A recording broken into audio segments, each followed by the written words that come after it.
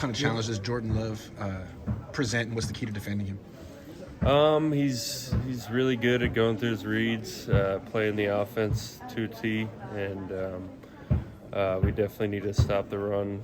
I don't think many teams have made him uncomfortable yet, so stopping the run and making him and covering up those easy open guys is something we have to do. So much attention this season was on you guys, the Eagles and the Cowboys. I know you're plenty of fun you got, but a little bit of surprise that those two teams are gone already? If you asked me earlier in the year, yeah.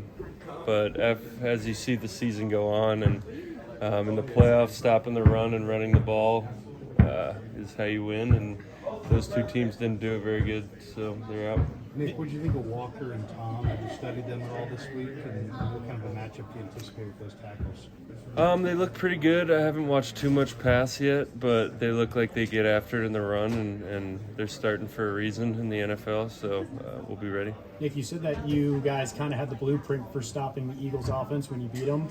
How do you feel about that now? You taking some credit for their early departure? I actually saw the clip, and I was like, damn, I probably shouldn't have said that. But it worked out pretty good. Aaron Jones isn't the biggest back, but he's very physical. What challenges does he present to take him down? He's really good. He runs his own scheme really well, and he's a hard running back. And we've played him many times before, so you got to put pads on him. Along the same lines of sort of the familiarity with the offense that you might already have. Do you look at Love and kind of see Brock a little bit in terms of decision making and the way he goes about his job?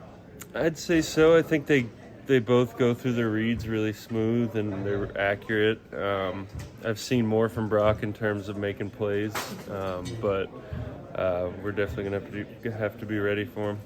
Kyle said that the pads came on during practice on Friday. You got to go ones versus ones. How do you feel physically after the bye week? Was there some new juice there? Yeah, not quite as much as that first bye week, but definitely some juice mentally and physically. I think there's been a little sickness going around, so people are starting to get healthy, which we're lucky we got it during the bye. So I think we'll be energized and ready. Nick, do you see enough of Jordan Love, when you're studying him? Do you see enough of September Jordan Love to say these are the areas he's really improved throughout the year? I haven't watched too much earlier in the year of him, but what Kyle talks about is the whole team has improved throughout the entire season. They've gotten a lot of guys healthy, and they have a lot of the same guys from the past really good teams they've had, and a quarterback who does exactly what he's coached to do, which Aaron Rodgers is a Hall of Famer and unbelievable, but he kind of went outside of the realm of coaching, and sometimes it's good when you have a guy who does what he's coached to do. Nick, Fred was saying that in playing Green Bay that with Kyle and Matt LaFleur's background together and running similar offense, but there's some familiarity in terms of their system. Do you see that a lot? Yeah, I do.